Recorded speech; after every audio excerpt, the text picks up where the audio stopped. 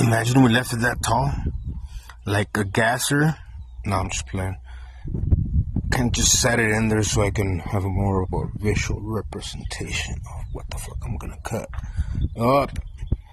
A lot of this frame rails from the T-Bird are rotted, but the top part's golden, so we're gonna keep the top part.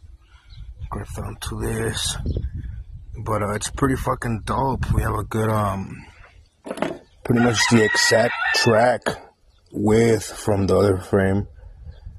It was like 68 and 68 and a quarter, so an eighth in between each is like nothing. Not this much wider.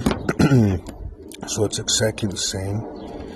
I still got a lop off the front right there by the fucking steering gearbox, more or less. Just wanted to get an idea of